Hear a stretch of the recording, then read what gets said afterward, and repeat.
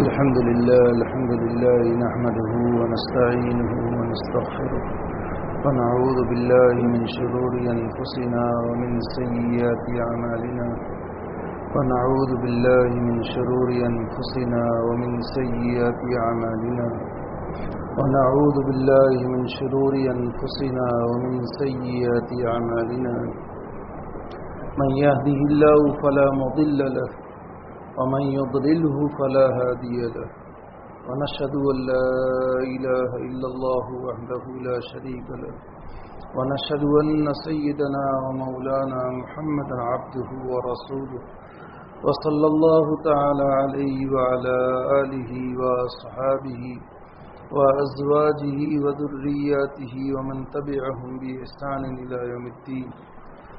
أما بعد فأعوذ بالله من الشيطان الرجيم. بسم الله الرحمن الرحيم. الحمد لله رب العالمين الرحمن الرحيم مالك يوم الدين إياك نعبد وإياك نستعين اهدنا الصراط المستقيم صراط الذين أنعمت عليهم غير المغضوب عليهم ولا الضالين. شروع اللہ کے نام سے جو سب پر مہربان ہے، بہت مہربان ہے.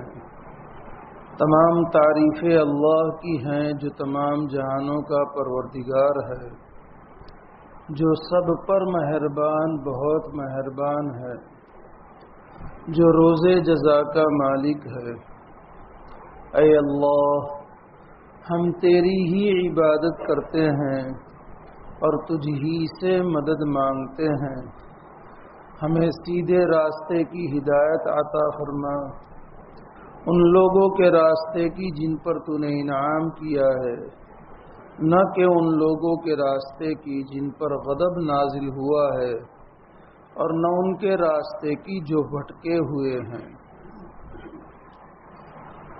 گزشتہ بدلے کے دن یعنی روز حساب، اس کے متعلق کہ کتنی سختی ہوگی اور نبی اکرم صلی اللہ علیہ وسلم کی شفاعت سے حساب کتاب شروع ہوگا، یہ بات آئی تھی. آگے بڑھتے ہوئے حساب کتاب کا کیا عالم ہوگا، کس طرح حساب کتاب ہوگا. بخاری اور مسلم میں روایت ہے، عائشہ رضی اللہ تعالی عنہا نبی اکرم صلی اللہ علیہ وسلم سے نقل کرتی ہے. آپ صلی اللہ علیہ وسلم نے فرمایا، الدواوین ثلاثۃ، روز محشر میں 3 پیشی ہوگی. پہلا مرحلہ وہ ہوگا، دیوان لا یغفر به اللہ تعالی، لا یغفر اللہ به. ایک پیشی وہ ہوگی جس میں مغفرت کا کوئی نام و نشان نہیں ہوگا، اور قرآن کے ضابطے کے پیش نظر وہ ہوگا، غیر مسلمین کو معاف نہیں کیا جائے گا. ان اللہ لا یغفر ان یشرک به ویغفر ما دون ذلک. اور شرک سے مراد اسلام کے علاوہ جتنے بھی مذہب والے ہیں وہ سب اس میں داخل ہے. مشرک ہو، کفار ہو، مجوسی ہو، اسلام کے علاوہ جس مذہب کو بھی وہ ماننے والے ہو، ایک پیشی تو یہ ہوگی. دوسری پیشی یہ ہوگی کہ جس میں اللہ تعالی ہر ایک سے حساب لیں گے، اور وہ پیشی ہوگی کہ جس میں بندوں کے آپسی تعلقات کا معاملہ ہوگا. ایک دوسرے کے ساتھ جو معاملات ہوں گے اس کا حساب ہوگا. حضرت ابو ہریرہ رضی اللہ تعالیٰ عنہ کی روایت ہے، کہتے ہیں نبی اکرم صلی اللہ علیہ وسلم نے ارشاد فرمایا، لَتُؤَدُّنَّ الْحُقُوقُ إِلَىٰ أَهْلِهَا. قیامت کا دن ہوگا، ہر حق والے کو اس کا حق اللہ تبارک تعالی یقینی طور پر دلا کر کے رہیں گے۔ اور آپ صلی اللہ علیہ وسلم نے کمال درجے کے طور پر بتلایا کہ صرف انسانوں کا نہیں، انسان کے علاوہ دیگر مخلوقات ہیں، ان کا بھی آپسی معاملہ اگر دنیا میں ہوگا تو اللہ تعالیٰ اس کا بھی حساب لیں گے۔ حتی یقاد للشاۃ الجلحائی، کہ ایک وہ بکری ہے کہ جس کی سینگ نہیں ہے، اور دنیا میں شاۃ قرنہ وہ بکری کہ جس کے سینگ ہے۔ سینگ والی بکری نے اگر دنیا میں بے سینگ والی بکری کو مارا ہوگا تو اس کو بھی اللہ حساب دلوائیں گے۔ اتنا زیادہ اہتمام حساب کا ہوگا۔ یہ دوسری پیشی ہوگی، اور اس پیشی کا مرحلہ کہ صاحب حق یا تو معاف کر دے یا صاحب حق اپنا حق لے لے، اور حق لینے کی وہاں دو شکلیں ہوگی۔ یا تو جس نے دنیا میں حق مارا ہے اس کی نیکیاں حق والے کو دی جائے گی، اور اگر اس کے پاس نیکیاں نہیں ہوگی تو حق والے کے گناہ اس حق دبانے والے کو دے دیے جائیں گے۔ اسی لیے حضرت ابو ہریرہ رضی اللہ تعالیٰ عنہ کی روایت ہے، نبی اکرم صلی اللہ علیہ وسلم نے فرمایا، جانتے ہو میری امت کا مفلس کون ہے؟ اتدرون ما المفلس من امتی، میری امت کا مفلس کون ہے؟ صحابہ کرام رضی اللہ عنہم نے عام عادت تو یہ تھی کہ اللہ و رسول عالم کہتے تھے، لیکن اس موقع پر صحابہ کرام نے جواب دیا اور اپنی سمجھ کے اعتبار سے کہ من لا درہم لہ ولا دینار، کہ جس کے پاس درہم نہیں ہے دینار نہیں ہے اسے مفلس ہم لوگ اپنی سمجھ کے اعتبار سے سمجھتے ہیں اور کہتے ہیں۔ تو آپ صلی اللہ علیہ وسلم نے ارشاد فرمایا، نہ، میری امت کا مفلس وہ ہے بہت ساری نیکیاں لے کر کے آئے گا، نیکیوں کا ڈھیر ہوگا، انبار ہوگا، اہل محشر اس کی نیکیوں کے اوپر رشک کرتے ہوں گے کہ اتنی زیادہ نیکیوں کا یہ حامل ہے، لیکن آپ صلی اللہ علیہ وسلم نے ارشاد فرمایا کہ کسی کو گالی دی ہوگی، کسی کو برا بھلا کہا ہوگا، کسی کو مارا ہوگا، تو ان لوگوں کو اس کی نیکیوں میں سے دے دیا جائے گا،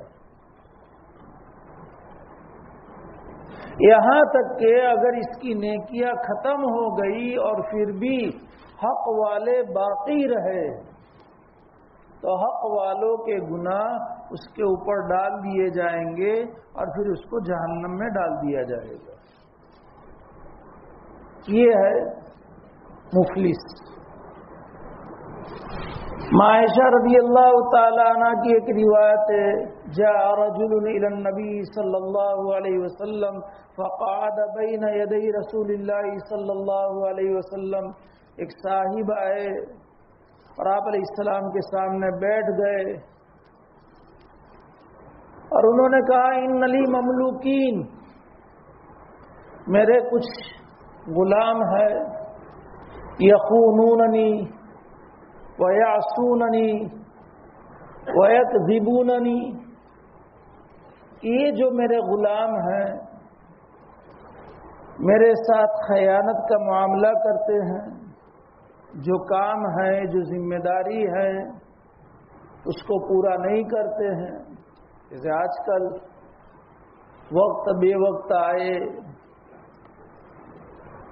مالک نے کام کا وقت متعین کیا ہے کہ صبح 10 سے لے کر کے شام کو 8 تک مثلا، اب کبھی 10:30 11 بجے اور کبھی 8 بجے سے پہلے نکل گئے. کام جس انداز سے سونپا گیا ہے اس انداز سے نہیں کیا اور نہیں کرتے ہیں، بیٹھے رہتے ہیں. دکان میں سامان سارا پڑا ہوا ہے، تلے لللے کر رہے ہیں، سیٹ کو بار بار بولنا پڑتا ہے، پھر غصہ بھی ہونا پڑتا ہے. تو کام جس انداز کا سپرد خدمت ہے اس طریقے سے نہیں کر رہے، یخونوننی، خیانت کر رہے. اپنا کوئی رشتہ دار آیا اس کو 1 کے بجائے 2 دے دیے، یا یہ کہ بہت ہی کم دام میں سپلائی کر دیا، وغیرہ وغیرہ. خیانت کی بہت ساری شکلیں ہیں جو معاشرے میں رائج ہیں اور سمجھا جا سکتا ہے. یخونوننی ویعصوننی، میری نافرمانی کرتے ہیں. غلام کے لیے جائز نہیں ہے کہ مولا کی اجازت کے بغیر کوئی کام کرے. آقا ہے، سیٹ ہے، پرمیشن لے کر کے جائے. پیشاب کرنے جانا ہے، اب پیشاب میں یوں ہم اپنے اوقات میں پیشاب کرے تو کتنی دیر میں پیشاب کر کے فارغ ہو جاوے، میں سیٹ سے اجازت لے کر کے جاوے تو کتنی دیر میں نکلے. کہ نکلتی جاتی تھی سیٹ صاحب پیشاب، بندت نہیں ہوتی تھی. وہ قطرے بار بار گرتے تھے اس لیے دیر ہوئی. ایک مثال سمجھانے کے لیے کہ اپنے وقت میں آدمی قضاء حاجت کرتا ہے اور دوسرے کے وقت میں قضاء بین فرق ہوتا ہے. ماحول ایسا بنا ہوا ہے، سمجھا رہا ہوں میں مثال دے کر کے. نافرمانی کرتے ہیں، مجھے میرے سامنے جھوٹ بولتے ہیں اور اس کے نتیجے میں پھر میں ان کو مارتا ہوں. اضربہم واشتمہم، میں ان کو مارتا ہوں، سخت سست کہتا ہوں، گالی دیتا ہوں، غصہ کرتا ہوں. تو میرا اور ان کا معاملہ کیسا رہے گا؟ آج کون پوچھنے آتا ہے ایسا؟ زیادتی ہو جائے تو بھی معافی مانگی. سیٹ ہے لیکن سیٹ سے زیادتی ہوئی ہے، ماتحتوں پر، نوکروں پر معافی مانگنا ضروری ہے. سیٹ ہو گئے تو معافی کہ چلے گا، وہ تو میرا اسسٹنٹ ہے، وہ تو میرا ماتحت ہے. اگر زیادتی ہوئی کسی بھی اعتبار سے، تلخ لہجہ ہم نے اختیار کر دیا ہے جو اس کے مناسب نہیں تھا، یہ بھی ضروری ہے کہ معافی مانگ لی جائے. تو یہ صحابی پوچھنے آئے. نبی اکرم صلی اللہ علیہ وسلم نے ارشاد فرمایا کہ ان کا خیانت کرنا، نافرمانی کرنا اور جھوٹ بولنا، یہ اور تیرا ان کو سزا دینا اور گالی دینا، دونوں کا حساب لیا جائے گا. وَإِن كَانَ عِقَابُكَ إِيَّاهُمْ، اگر تیرا ان کو سزا دینا ان کی نافرمانی کے برابر ہے تو کفافن لا لک ولا علیک، برابر سرابر ہو جائے گا، نہ تیرا کوئی فائدہ ہوگا اور نہ تیرا کوئی نقصان ہوگا.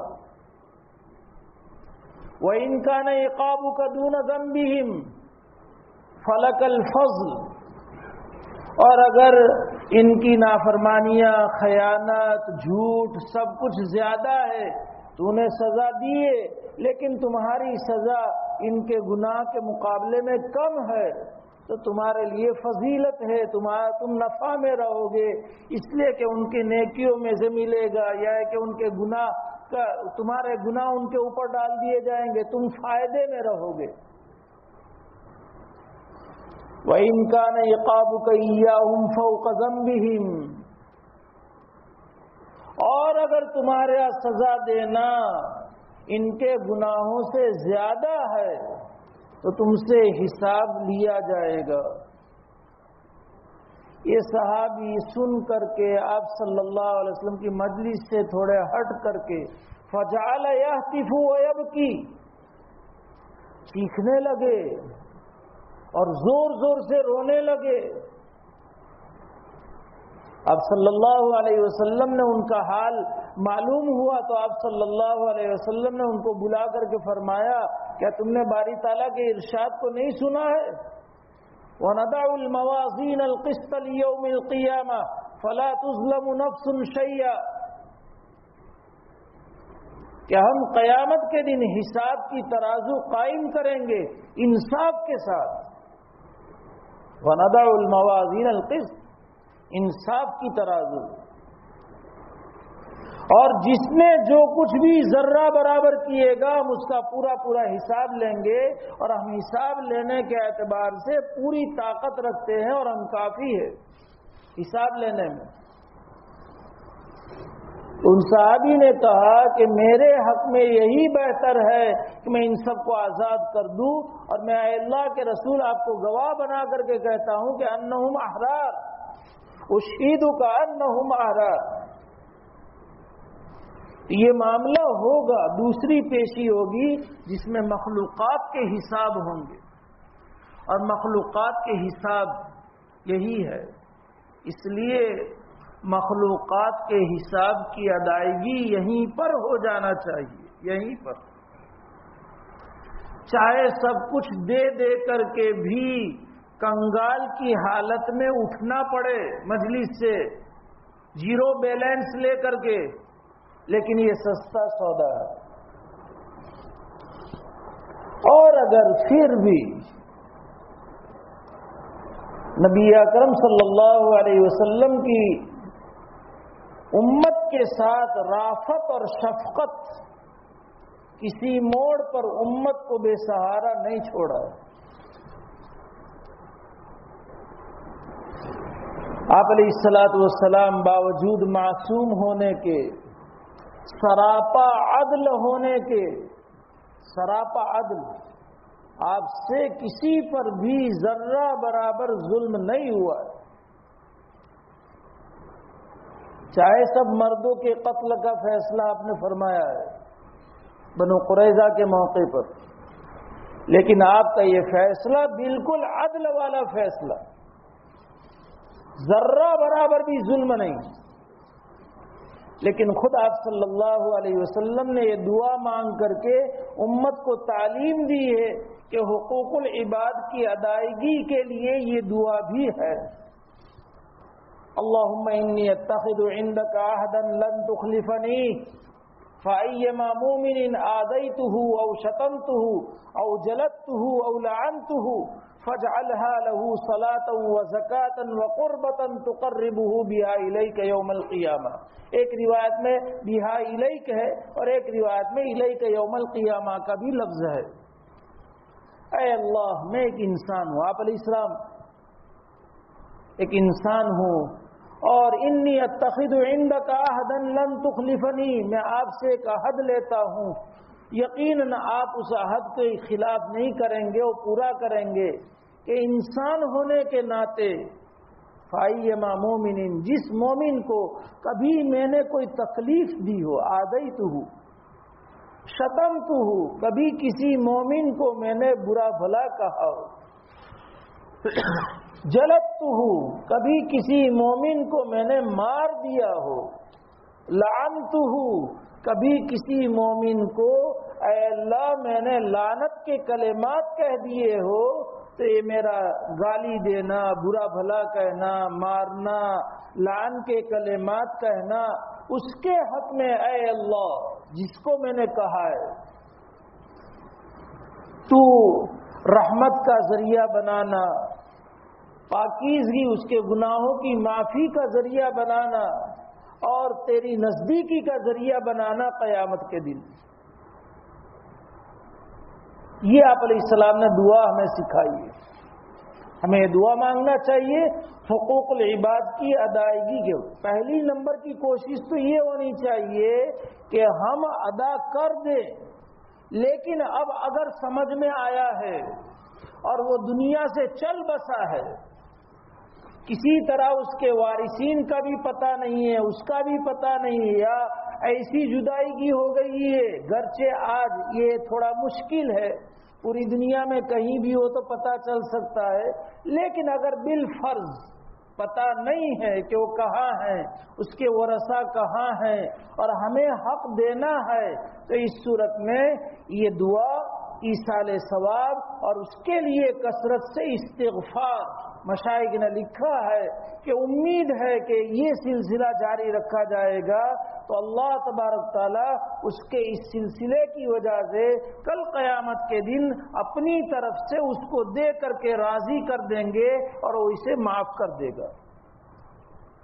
یہ دوسری پیشی ہے کہ جس پیشی میں اللہ تبارک تعالیٰ ہر مخلوق کا حساب لیں گے، اور تیسری پیشی وہ ہے کہ جس پیشی کا اللہ کے ہاں کوئی اہتمام نہیں، وہ اپنے خود کے حقوق کے بارے میں، نماز پڑھی ہے، روزہ رکھا ہے، نہیں پڑھی ہے، نہیں رکھا ہے، حقوق اللہ ضائع کیے ہیں، حج فرض تھا نہیں ادا کیا، کسی بھی بنیاد پر، یا تو موقع نہیں ملا یا سستی کی بنیاد پر امروز فردا آج کل اور دنیا سے چل بسا، کوئی موت کا ٹھکانہ نہیں ہے۔ ہمارے درس میں پابندی سے آتے تھے اور اس مسجد میں 4 نمازیں پابندی سے پڑھتے تھے، بالکل صحت مند تھے، تندرست تھے۔ کل ان کا انتقال ہو گیا، پرسوں ہیمریج ہوا، ہاسپٹل میں ایڈمٹ ہوئے، اور کل بالکل یعنی ان کے چلنے سے، آؤ بھاؤ سے، ان کے سر اور داڑھی کے بالکل کالی داڑھی تھی، سر کے بال بھی کالے تھے، اور پڑھتے تھے، یہاں بیٹھتے تھے ادھر، اور رضوان بھائی کے ساتھ بیٹھتے تھے۔ پرسوں صبح فجر کی نماز کے لیے اٹھے، وضو کیا، نہ گر گئے، ہیمریج ہوا، اور کل ان کا انتقال ہو گیا۔ اس لیے کہ بعد میں کر دیں گے، یہ کہ جب سمجھ آئی اور اللہ نے دل میں ڈالا، فوراً موت کا کوئی بھروسہ نہیں۔ تو تیسری پیشی وہ ہے کہ جس میں اللہ کے حقوق ہیں، انشاء عذبہ و انشاء غفر لہ، اگر چاہے گا تو سزا دے گا اور اگر چاہے گا تو معاف کر دے گا۔ یہ ہے بدلے کا دن کہ جس میں ہر بدلے، ہر حق والے کو اللہ تعالیٰ بدلہ دلا کر کے رہیں گے، اور یہ وہ دن ہے کہ اس سے پہلے چاہے حقوق اللہ ہو، اللہ معاف کرنے پر یقیناً قدرت رکھتے ہیں اور معاف کرنے والے ہیں، لیکن ہمیں اپنے اعتبار سے اس دن کی تیاری یہاں پر کر کے جانا ہے۔ میں آپ کو 2 واقعے سناؤں، اور صحابہ کے واقعے اور صحیح روایتوں کے واقعے، کہ ان کو بدلے کے دن کا کتنا استحضار تھا اور کتنا ڈر تھا۔ حدیث کی کتابوں میں حضرت معیذ اسلمی رضی اللہ تعالی عنہ کا واقعہ ہے۔ ایک موقع پر نبی اکرم صلی اللہ علیہ وسلم کی خدمت میں حاضر ہوتے ہیں اور عرض کرتے، طاہرنی یا رسول اللہ، اے اللہ کے رسول مجھے پاک کر دیجیے۔ آپ نے پوچھا کس چیز سے؟ کہا من الزنا، کہ مجھ سے زنا کا صدور ہوا ہے، مجھے پاک کر دیجیے۔ آپ نے چہرہ پھیر لیا اور ان کی بات پر کوئی توجہ نہیں دی، کہ میں تو مفتی صاحب کو کہہ کر کے آیا اور مفتی صاحب نے کچھ معافی مانگ لی، میں نے، ہمارا حال ہوتا تو کیا ہوتا کہ میں گیا نا اور میں نے عرض کر دیا، اب انہوں نے کچھ کہا نہیں، میں چلا آیا۔ لیکن پھر دوسری مرتبہ دوسری مجلس میں آپ صلی اللہ علیہ وسلم سے عرض کرتے، طاہرنی یا رسول اللہ، اے اللہ کے رسول صلی اللہ علیہ وسلم مجھے پاک کر دیجیے۔ آپ نے پھر اعراض فرمایا، توجہ نہیں دی۔ تیسری مرتبہ یہ، چوتھی مرتبہ جب انہوں نے 4 مرتبہ کہا تو پھر آپ نے ان کو، کیونکہ صحابہ تو تقوی کے مجسمے تھے، کوٹ کوٹ کر کے ان کے اندر خوف خدا، تقوی، میدان محشر میں اللہ کے سامنے پیشی کا جذبہ، استحضار، یہ سب تھا۔ اس لیے آپ صلی اللہ علیہ وسلم نے ان سے فرمایا لعلک قبلت، کہ تم نے بوسہ دیا ہوگا، کیس کر لی ہوگی، اور غایت احتیاط اور کمال تقوی کی بنیاد پر اسے زنا سمجھتے ہوں گے، اس لیے تم کہتے ہوں گے ہو سکتا ہے کہ تم نے بوسہ دے لیا ہو۔ لعلک غمست، ہو سکتا ہے کہ تم نے شہوت سے پکڑ لیا ہو۔ لعلک لمست، کہ تمہارا بدن سے مس کر گیا ہو۔ کہا کہ نہ اے اللہ کے رسول، اس میں سے کچھ بھی نہیں کیا ہے۔ آپ صلی اللہ علیہ وسلم پھر فرماتے ہیں کہ ابھی کا جنون، کیا تمہیں جنون ہے؟ جنون کی بات، جو پاگل پنے کی وجہ سے ایسی بات زبان سے نکالتے ہو؟ کیونکہ آدمی کے عقل ٹھکانے نہیں ہوتی، تب بھی نہ کہنی کو کہہ دیتا ہے، نہ کرنی کو کر دیتا ہے۔ کہا کہ نہ، لیس بی جنون، مجھے کوئی جنون کا معمولی سا درجہ بھی مجھے لاحق نہیں ہوا ہے۔ لیس بی جنون۔ آپ صلی اللہ علیہ وسلم نے فرمایا اپنے پاس صحابہ سے کہ دیکھو بھائی، انہوں نے شراب تو نہیں پی کہ شراب کے نشے میں چور ہو کر کے یہ اپنی زبان سے ایسی بات نکال رہے ہیں۔ ایک صحابی کھڑے ہوئے اور ان کے منہ کو سونگھا کہ شراب کی بو بھی نہیں آ رہی ہے اللہ کے رسول۔ انداز لگائیے آپ علیہ السلام کس طرح اس کو ٹالنے کی کوشش کر رہے ہیں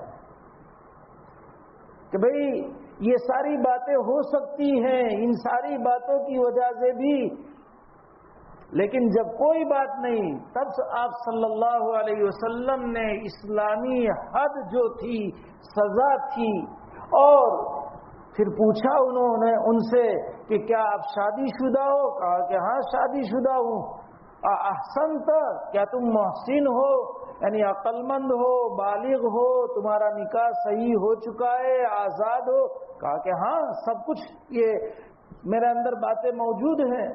تو پھر آپ صلی اللہ علیہ وسلم نے ان کو رجم کرنے کا حکم دیا اور رجم کیا گیا۔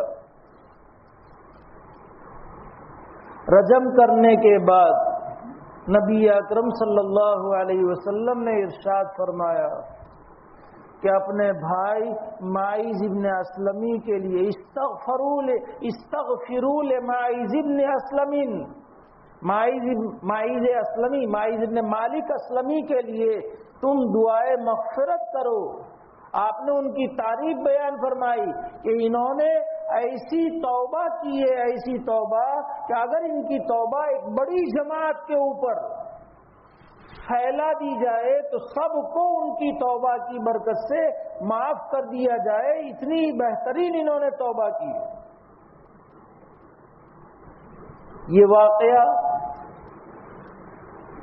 کوئی کیس درج نہیں، FRI نہیں، کوئی وکالت نہیں، کوئی ضمانت نہیں، خود مجرم حاضر ہو کر کے مجرم سے جرم کو دور کرنے کی ساری تدابیر اختیار کی گئی، لیکن پھر بھی وہ مجرم اپنے جرم کا واقعی اقرار کر کے اپنے آپ کو اسلامی سزا کا، چاہے دنیا میں کوئی کچھ کہے کہ دیکھو اس نے ایسا کیا، دیکھو اس نے ایسا کیا، دیکھو اس نے ایسا کیا، دنیا میں چاہے کوئی کچھ بھی کہے، لیکن ایسی توبہ کی کہ آپ علیہ السلام نے فرمایا کہ اگر ایک امت کے لیے، ایک بڑی امت اور کثیر تعداد کے لوگوں کے اوپر اس کو پھیلا دیا جائے تو یہ توبہ ان کی سب کے لیے کافی ہو جائے۔ اس طریقے سے پاکی کا اپنے آپ کو ثبوت پیش کر کے دنیا سے رخصت ہوئے۔ کیا بات تھی ان کے لیے؟ آپ علیہ الصلوۃ والسلام سے توبہ کروا لیتے، معاف کروا لیتے کہ اللہ کے رسول آپ اللہ تعالیٰ سے دعا کر دیجیے اللہ تعالیٰ مجھے معاف کر دے، لیکن نہیں، صحیح جرم کا اقرار، تاکہ آخرت کے گناہ سے اور وبال سے اور عذاب سے بچ جایا جائے، یہاں پر جو کچھ بھی ہو۔ حضرت معاذ اسلمی رضی اللہ تعالی عنہ کے واقعے کے بعد یہی دیکھو، ایک بات یہاں پر عرض کر دوں پہلے، پھر واقعہ دوسرا سناتا ہوں۔ صحابہ کرام رضی اللہ عنہم کے اس طرح کے واقعات سے ہمارے دل میں صحابہ کرام کے بارے میں ذرہ برابر برائی نہیں آنی چاہیے، بلکہ صحابہ پوری امت کے محسن ہیں، اس لیے کہ اللہ تبارک تعالیٰ کو دین کامل کرنا تھا، مکمل کرنا تھا۔ جو چیزیں نبی اکرم صلی اللہ علیہ وسلم کی شان کے اور نبوت اور رسالت کے مناسب تھی، اللہ نے وہ آپ علیہ الصلوۃ والسلام سے کروائی۔ آپ نے وضو عملی طور پر کر کے دکھایا صحابہ کے سامنے، آپ نے نماز عملی طور پر صحابہ کرام کے سامنے پیش کی، دیگر احکام جو نبوت کے منافی نہیں ہیں، آپ کی شان کے اور آپ کے مرتبے سے گھٹ کر کے نہیں ہیں، وہ آپ نے کیے، لیکن جو شان نبوت کے خلاف ہے وہ اللہ نے نبی اکرم صلی اللہ علیہ وسلم کی پاکیزہ صحبت میں رہ کر کے جنہوں نے اپنی کامل درجے کی اصلاح کی تھی اور رضی اللہ عنہم ورضوا عنہ کا یہ مصداق بنے تھے، اللہ نے ان کی رضا کا پروانہ قیامت تک کے لیے،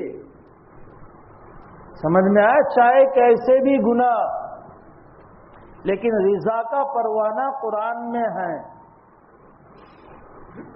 اس لیے ان سے وہ کام کروائے تاکہ کام کروانے کے بعد توبہ کی توفیق دی، توبہ قبول کی، اور آپ علیہ السلام کی زبان مبارک سے ان کی پاکیزگی کا تذکرہ اللہ نے کروایا۔ اب ہمارے لیے کون سی جہت باقی رہتی ہے کہ ہم صحابہ کو نشانہ بنائیں؟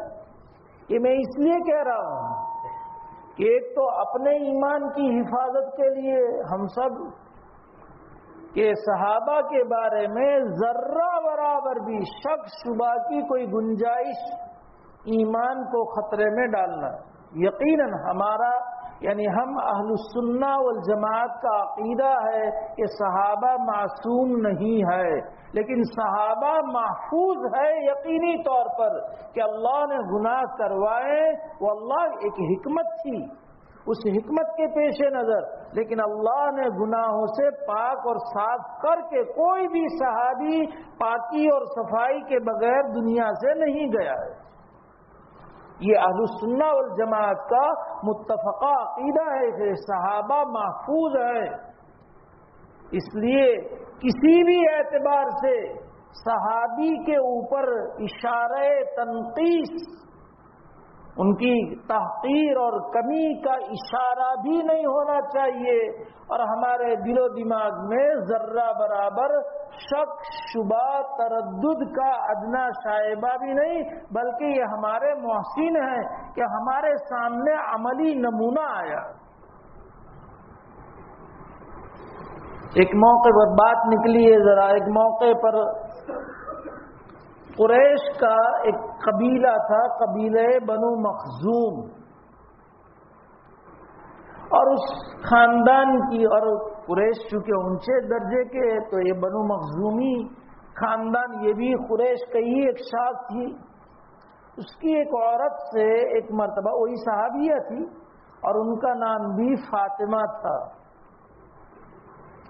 ان سے چوری صادر ہوئی اور چوری کا ثبوت ہو گیا، اور نبی اکرم صلی اللہ علیہ وسلم کے سامنے معاملہ آیا، تو قبیلہ بنو مخزوم کے کچھ لوگوں نے نبی اکرم صلی اللہ علیہ وسلم سے سفارش کروانا چاہی کہ ہاتھ نہ کٹے.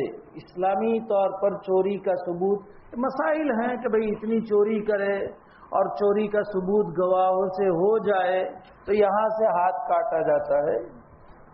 اور یہ علامت ہے کہ بھئی چوری ہوئی ہے تو بدنامی ہوگی. بڑے خاندان کے، اونچے خاندان کے، تو ان لوگوں نے یہ چاہا کہ ہمارے خاندان کی اس عورت کا ہاتھ نہ کٹے، تو آپس میں مشورہ کیا کہ بھئی کون سفارش کرے. حضرت اسامہ ابن زید رضی اللہ تعالیٰ عنہ نبی اکرم صلی اللہ علیہ وسلم کے چہیتے، جتنے حضرت حسن اور حسین چہیتے اتنے حضرت اسامہ چہیتے، کہا کہ اسامہ سے سفارش کروائی جائے. حضرت اسامہ رضی اللہ عنہ کے پاس آئے. حضرت اسامہ نے آپ علیہ السلام کے خدمت میں عرض کیا. آپ ٹیک لگا کر آرام سے بیٹھے ہوئے تھے، سیدھے بیٹھ گئے اور آپ کا چہرے انور غصے سے سرخ ہو گیا، اور آپ نے فرمایا اتشفع فی حد من حدود اللہ. اسامہ، کس بارے میں تم سفارش کرتے ہو؟ اللہ کی حد جو طے ہو چکی ہے، جس کا فیصلہ اللہ نے قرآن میں فرمایا، اس بارے میں تم سفارش کرتے ہو؟ پھر آپ نے کمال مبالغہ کے طور پر فرمایا لو کانت فاطمہ بنت محمد لسرقت. اگر فاطمہ بنت محمد بھی چوری کرتی. امام نسائی علیہ الرحمہ نے یہاں پر لکھا ہے کہ اس موقع پر اعاذہ اللہ تعالی کہنا مسنون ہے کہ اللہ ان کی حفاظت فرمائے. تو ہم سب کہہ لیں اعاذہ اللہ تعالی. آپ نے فرمایا کہ اگر میری بیٹی بھی چوری کرتی اور ثبوت ہو جاتا لسرقت، اس کے بھی ہاتھ کاٹ دیے جاتے. سفارش، مسئلہ یہاں تک پہنچنے سے پہلے سفارش ہوتی، معاملہ پہلے سے حل ہوتا، لیکن ثبوت کے بعد، میرے سامنے پہنچنے کے بعد، اب ثبوت کے بعد کسی طرح کی بھی سفارش نہیں ہوگی. یہ صحابہ کے بارے میں کہ صحابہ ہمارے محسن ہیں کہ ان کے ذریعے سے ہمارے سامنے اسلامی حکم عملی طور پر آیا. اس لیے صحابہ کرام رضی اللہ عنہم کے اس طرح کے واقعات کو سن کر کے دل میں میل نہیں آنا چاہیے. اللہ ہمارے دلوں کو مرتے دم تک محفوظ رکھے. ایک عورت، غامدی ایک قبیلہ ہے، وہاں کی ایک عورت آپ علیہ السلام کے پاس آئی، اور اس عورت نے بھی یہی عرض کیا ہے اللہ کے رسول مجھے بھی پاک کیجیے. آپ علیہ السلام نے ان سے بھی ٹالنے کی کوشش کی. انہوں نے کیا جواب دیا؟ اے اللہ کے رسول اتردنی کما تردد ماعز ابن مالک الاسلمی، کیا آپ مجھے لوٹاتے ہو اور واپس کرتے ہو جیسے ماعز اسلمی کو آپ لوٹاتے تھے؟ چونکہ عورتوں میں حمل رہ جائے تو علامت بھی ظاہر ہوتی ہے، فطری طور پر طبیعی چیز ہے. انہوں نے کہا میرے تو حمل ٹھہر چکا ہے، تو آپ مجھے کیسے لوٹاؤ گے؟ آپ صلی اللہ علیہ وسلم نے فرمایا چونکہ آپ جہاں نبی ہیں، رسول ہے، اللہ تعالیٰ نے بہت ساری صفات سے نوازا ہے، آپ حکیم کامل بھی ہے، کمال عقل مندی، حکمت، دانائی کہ گناہ اس کا ہے. اب جو پیٹ میں حمل رہ چکا ہے اور پیٹ میں بچہ ہے اس کا تو کوئی گناہ نہیں ہے. اگر اس کو اسی حالت میں اس پر حکم نافذ کیا جائے اور رجم کیا جائے تو بچے کا کیا؟ اس لیے آپ نے فرمایا کہ نہیں بھائی جاؤ تم جب تک کہ بچہ پیدا نہ ہو جائے. آپ نے واپس کر دیا. کورٹ نے کوئی ضمانت نہیں لی کہ بھئی ضمانت دو، ہم تم کو ضمانت پر بری کر رہے ہیں تو پاسپورٹ جمع کراؤ، کسی دو کی ضمانت دو، اتنے لاکھ روپئے رکھو. کوئی ضمانت نہیں لی کہ واپس آئے گی کہ نہیں یہ عورت. کوئی ضمانت نہیں ہے یہاں پر. یہ ہے خوف خدا.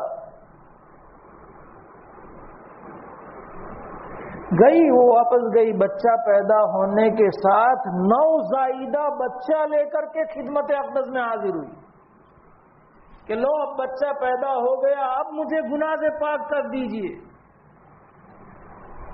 آپ صلی اللہ علیہ وسلم نے فرمایا دودھ پلاؤ، اور دودھ پلانے کی مدت جب پوری ہو جائے تب آئیے.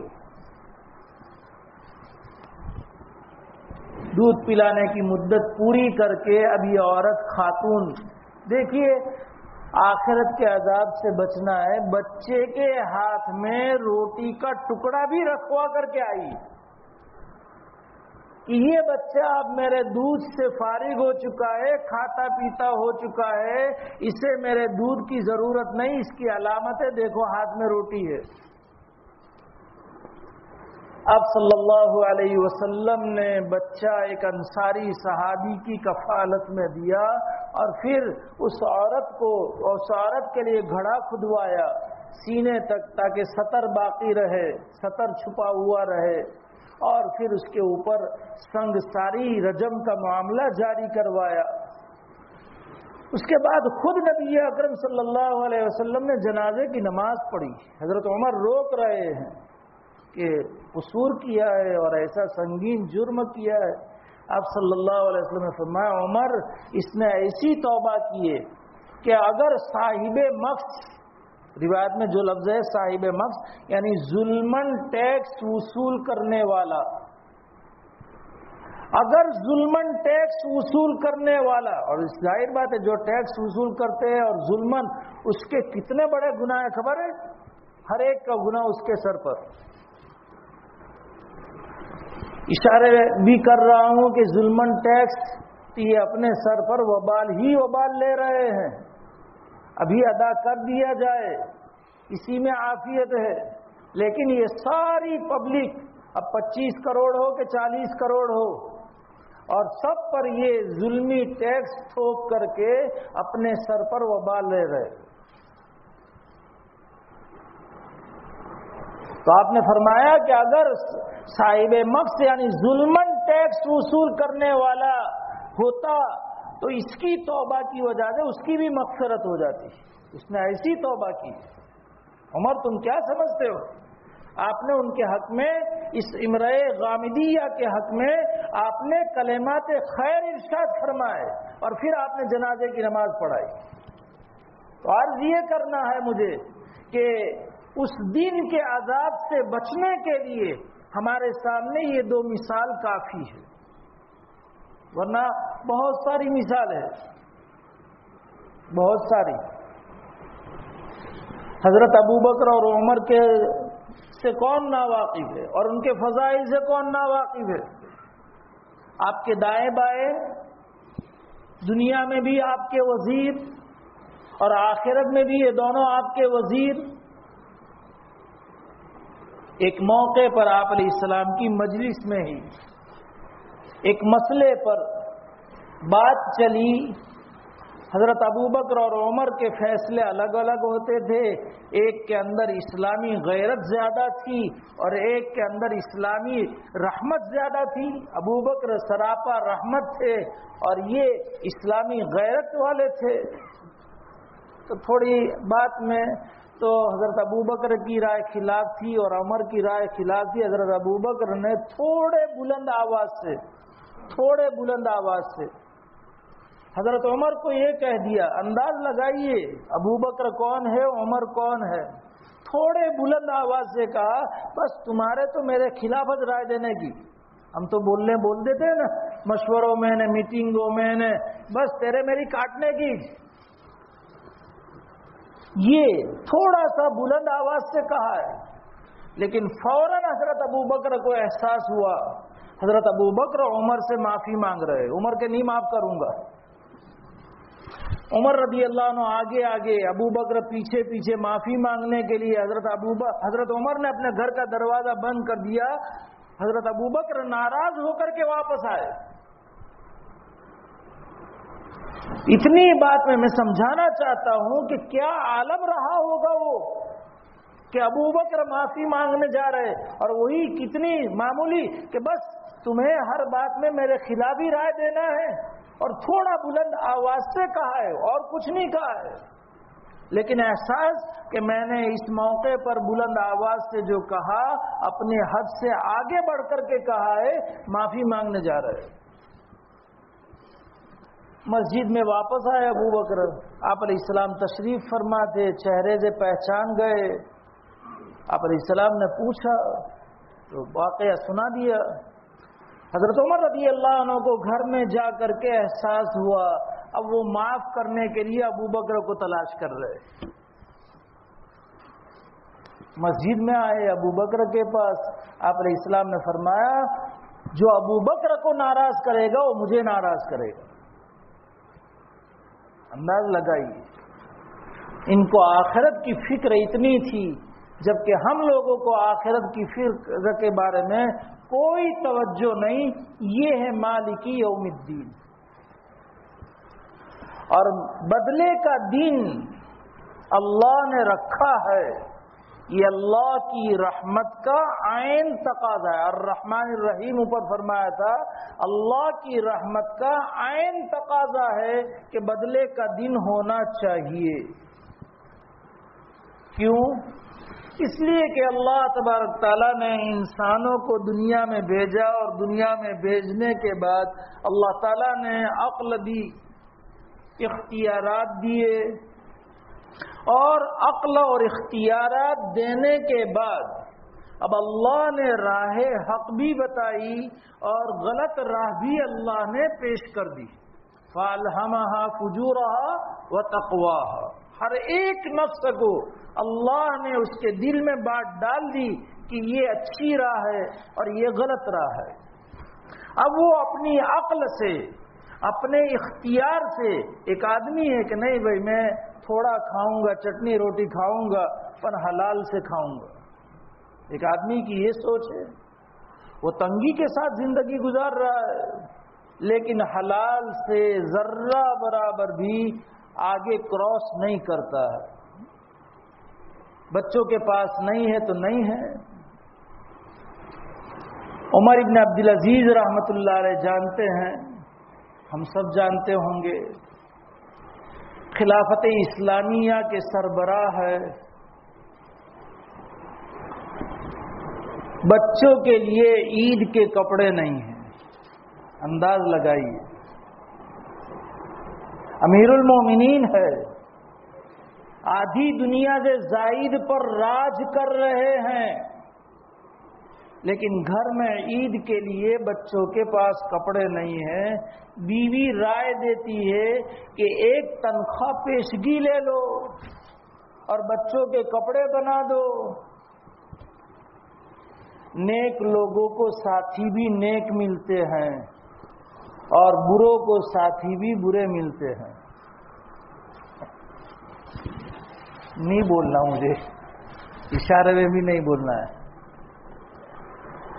خزانچی کے پاس، فائنانس منسٹر جس کے اختیار میں سارا خزانہ ہے، اس کے پاس جا کر کے ایک مہینے کی پیشگی تنخواہ مانگتے ہیں۔ امیر المومنین جا کر کے مانگتے ہیں۔ آج کل کا ماحول کہ ایسا کہیں ہوتا ہوگا، اور احمد آباد ہو ایسا کہیں ہوتا ہوگا، سمجھ میں آیا؟ یہ سب بناوٹی باتیں ہیں۔ آج کے دور میں یہ تصور، ہمارا تصور قبول کرنے کے لیے بھی تیار نہیں ہے۔ محاسبی اور خزانچی کے پاس جا کر کے پیشگی تنخواہ مانگ رہے ہیں، تو وہ بھی خوف ہے کہ امیر المومنین آپ ایک مہینہ زندہ رہو گے، اس کا سرٹیفکیٹ لاؤ۔ کیا آپ ایک مہینہ زندہ رہو گے تو میں آپ کو پیشگی تنخواہ دوں؟ سیدھے واپس چلے آئے، کوئی حجت بازی نہیں، اور بیوی سے کہا کہ بچوں کا پرانے کپڑے میں عید منانا میرے پیشگی تنخواہ لینے کے مقابلے میں بہتر ہے۔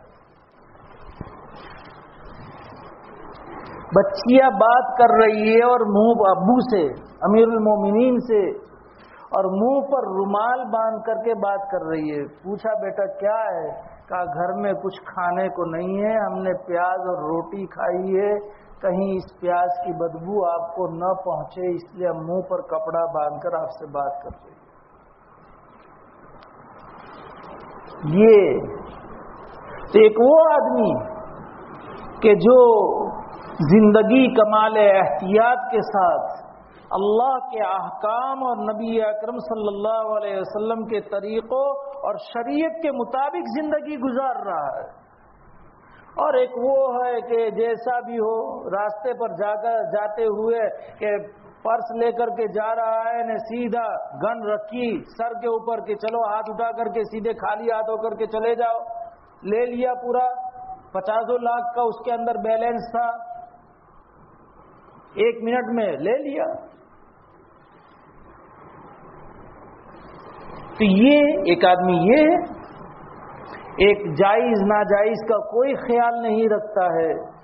اب اس کو بھی بدلہ نہ ملے اس کے کیے ہوئے کا، اور اس کو بھی بدلہ نہ ملے اس کے کیے ہوئے کا، ٹکے شیر بھاجی ٹکے شیر کھاجا اندھیری نگری گنڈو راجا جیسا معاملہ ہو جائے گا۔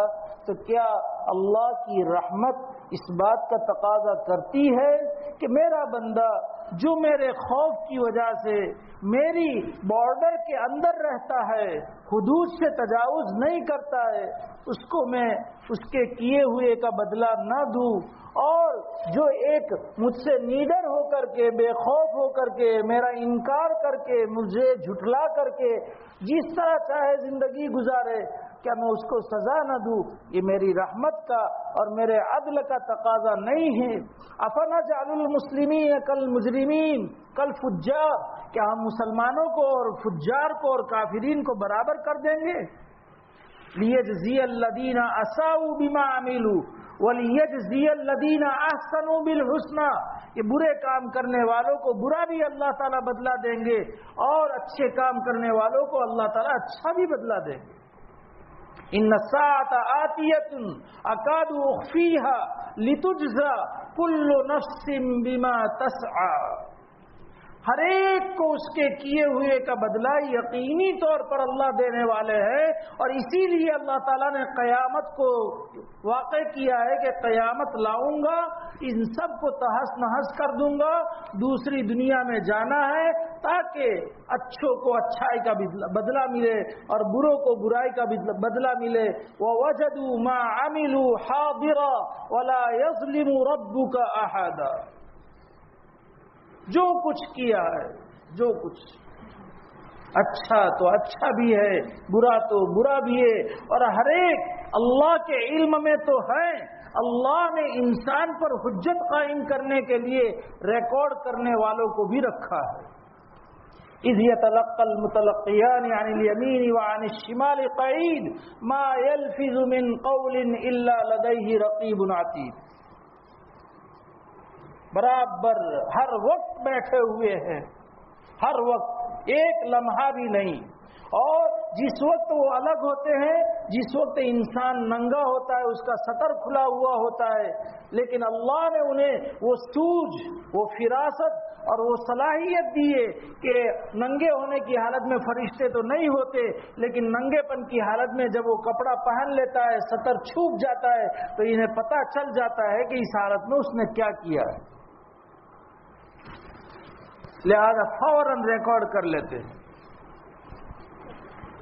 اللہ تعالیٰ نے اعضائے انسانی کو بھی بولنے کی صلاحیت دی ہے اور دے گا، اور وہ بولیں گے۔ الیوم نختم علی افواہہم وتکلمنا ایدیہم وتشہد ارجلہم بما کانوا یکسبون، جس ذات نے زبان کو بولنے کی طاقت دی، وہ ذات دیگر اعضاء کو بولنے کی طاقت دے گا، اور وہ اعضاء بولیں گے کہ کیا کیا ہے۔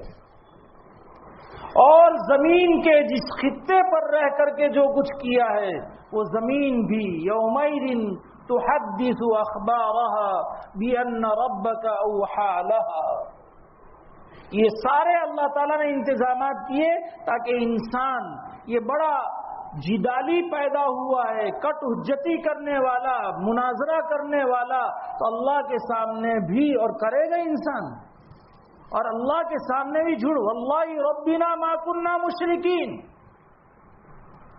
پوری زندگی شرک کے دلدل میں رہ کر کے بھی کل اللہ کی بارگاہ میں حاضر ہوگا تو اللہ کی قسم کھا کر کے کہے گا واللہ ربنا ما کننا مشرکین.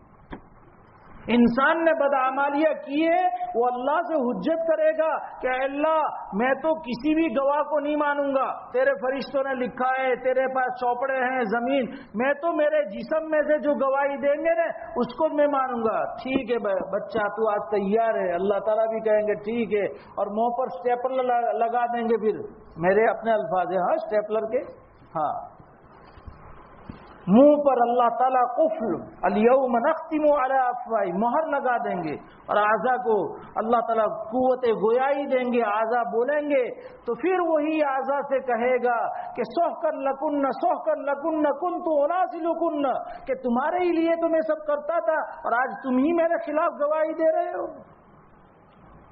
یہ سب کچھ ہوگا. اس سے پتہ چلا کہ اللہ تعالیٰ کی رحمت کا تقاضا یہ ہے کہ بدلے کا دن ہونا ہے. معلوم ہوا کہ دنیا بدلے کا دن نہیں ہے، دنیا بدلے کی جگہ نہیں ہے. الیوم عمل لا حساب وغدا حساب لا عمل. آج کام ہے، کام، اور اچھا کام کریں گے اچھا بدلہ ملے گا، اچھا کام نہیں ہوگا تو جیسا کیا ہوگا ویسا بدلہ ملے گا. سیدھی بات ہے، دنیا میں کوئی آدمی کام کرتا ہے، تنتوڑ محنت کرتا ہے تو خود کو بھی اپنے آپ کو محنت ہے سمجھتا ہے، لیکن اس محنت پر خوش ہے. اور دوسرا آدمی جو اچھی سمجھ والا ہے کہ بھئی برابر کام کرتا ہے، اور اس کو کہ مہینے کے بعد اس کی سیلری مہینے کے بعد کہ سیدھا اکاؤنٹ میں جمع ہو جائے گا، سیلری ملے گی، اور پھر سال پر بونس بھی ملے گا، اور اچھے کام کے نتیجے میں کچھ اچھا باس کو نظر آئے گا اور ایچ او کو اچھا نظر آئے گا. تو اس صورت میں کہیں بونس کے ساتھ ساتھ اس کی پرگتی اور ترقی بھی ہوگی اور اسے عہدہ بھی اونچا ملے گا، اور اس کے بعد کی ساری سہولیات اس کے سامنے ہیں. تو وہ تنتوڑ محنت کرتا ہے کہ کوئی رائے دے کہ کیا واسطے مغز ماری کرتے، بھائی تو بیٹھ مجھے کرنے دے، میں کرتا ہوں نا. کوئی اس کو برا اگر کوئی نہ کرنے کی بھی صلاح دے گا تو اس کی صلاح کو ٹھکرا دے گا. کیوں کہ ان سب محنت کے پیچھے نتیجہ ہے، اس کے سامنے ہے. دنیا میں محنت ہے، محنت کا نتیجہ مالک یوم الدین، بدلے کے دن کا وہ پورا مالک ہے. پورا، کسی کو کوئی مجال نہیں ہے اور کسی کے ساتھ ناانصافی بھی نہیں ہے. وہ رحمان اور رحیم کی بنیاد پر جسے بدلہ اچھا دے گا، مکمل دے گا، اور ایسا کہ جس کی کوئی نظیر نہیں ہوگی، اور جسے سزا دے گا مکمل سزا دے گا کہ جس کی کوئی نظیر نہیں ہوگی. فَيَوْمَئِذٍ لَا يُعَذِّبُ عَذَابَهُ أَحَدٌ وَلَا يُوثِقُ وَثَاقَهُ أَحَدٌ. کہ ایسا عذاب کہ دنیا میں سے کوئی بھی ایسا عذاب نہیں دے سکے گا، اور ایسا بندھن میں باندھے گا کہ دنیا کے سارے بندھن اس کے سامنے ہے سے کوئی حیثیت نہیں رکھتی ہے. ایسا ہے، پورا کنٹرول والا ہے. ہاں البتہ دنیا میں بھی اچھوں کی اچھائی کا کچھ بطور ذائقے، سیمپل اور نمونے کے اس کا مظاہرہ ہوتا ہے، ایک مکمل بدلہ وہاں. اور برا کرنے والوں کے لیے بھی یہاں تھپڑے لگتی ہیں کسی نہ کسی شکل میں. اب وہ تھپڑ کو سمجھنا یہ ہماری بات ہے، سمجھ میں نہ آئے اور اسے اتفاقی کہا جائے کہ آدھا برف میں نہ آدھا آگ میں، تو اسے اتفاقی سمجھے تو وہ ان کی بات ہے. تو یہ اللہ تعالیٰ دنیا میں دیتا ہے اور اس کا بدلہ، لیکن کچھ دنیا اس کی جگہ نہیں ہے. جگہ پورا بدلے کی کون سی ہے؟ آخرت کا دن ہے. یہ ہے مالک یوم الدین. مزید انشاءاللہ آئندہ چلیں گے. پہلے دعا کر لیتے ہیں، پھر اس کے بعد کچھ بات مختصراً 5 منٹ سے زیادہ نہیں لوں گا انشاءاللہ۔ بسم اللہ الرحمن الرحیم، اللہم انت السلام ومنک السلام، تبارک یا ذا الجلال والاکرام، اللہم صل علی سیدنا ومولانا محمد وبارک وسلم، سبحان اللہ وبحمدہ، سبحانک اللہم وبحمدک، نشہد ان لا الہ الا انت، نستغفرک ونتوب الیک، نستغفر اللہ رب من کل ذنب ونتوب الیک، اللهم اغفر لنا ولوالدينا ولأساتذتنا ولمشايخنا ولأزواجنا ولذرياتنا ولإخواننا ولأخواتنا ولأقاربنا ولأحبابنا ولطلبتنا ولمن حق علينا ولمن أحسن إلينا ولمن أوصانا بالدعاء ولسائر المؤمنين والمؤمنات والمسلمين والمسلمات، یا ارحم الراحمین یا ارحم الراحمین یا ارحم الراحمین۔ اس کہنے سننے کو قبول فرما اے اللہ، عالمی سطح پر قبول فرما اے اللہ، کہنے والے کے لیے، سننے والوں کے لیے، اقوام عالم کے لیے اسے ہدایت کا، نجات کا، امن کا ذریعہ بنا اے اللہ، فتنوں سے حفاظت فرما اے اللہ، قرآن کریم سے کمال درجے کا تعلق اور مساجد سے والہانہ تعلق نصیب فرما اے اللہ، رمضان سے پہلے پہلے ہم سب کے دل پاک اور صاف فرما، ساری گندگیوں سے ہمارے دل اے اللہ پاک اور صاف فرما اے اللہ، دل کو نورانی بنا اے اللہ، دل کو نورانی بنا اے اللہ، دل کو نورانی بنا اے اللہ، پورے جسم کو نورانی بنا، جسم کا ہر عضو نورانی بنا، مجسمہ نور بنا اے اللہ، مجسمہ نور بنا اے اللہ، مجسمہ نور بنا اے اللہ، اپنے فضل سے رمضان تک پہنچا اے اللہ، اپنے فضل سے رمضان تک پہنچا کر رمضان وصول کرنے کی توفیق عطا فرما اللہ، توفیق بھی آپ ہی کی طرف سے ہے، ہمارا کوئی اختیار نہیں ہے اے اللہ، اپنے فضل سے رمضان وصول کرنے کی توفیق عطا فرما، صحت اور فراغت عطا فرما اے اللہ، باطنی اعتبار سے بھی نورانیت عطا فرما اے اللہ، اے اللہ، روزوں کی نورانیت، تراویح کی نورانیت، قرآن کی نورانیت، راتوں کے انوارات، دین کے برکات سے ہم سب کو اور پوری امت کو اور ہماری قیامت تک کی نسلوں کو مالا مال فرما اے اللہ، اے اللہ،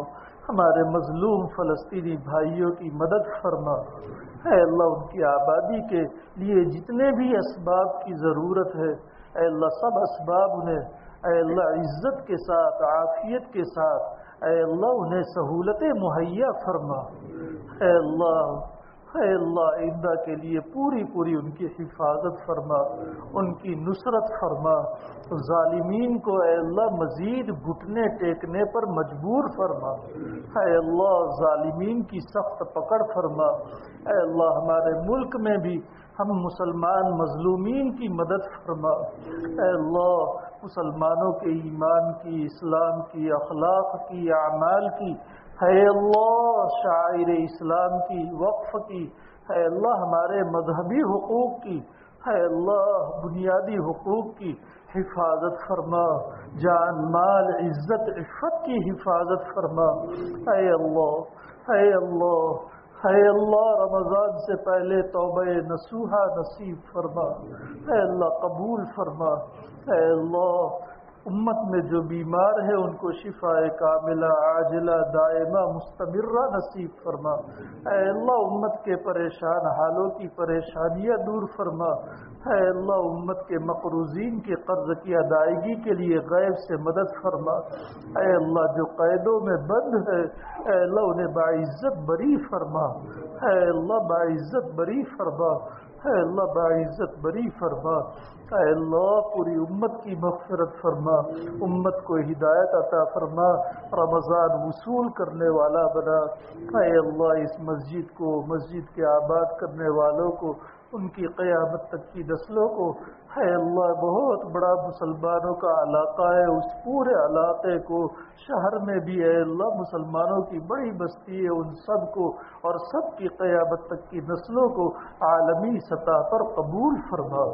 اے اللہ اس مسجد کے آباد کرنے والوں کی، ان کی قیامت تک کی نسلوں کی، اس پورے علاقے کی، شہر کے مسلمانوں کی اور سب کی قیامت تک کی نسلوں کی، ہم سب کی اور ہماری قیامت تک کی نسلوں کی پوری حفاظت فرما۔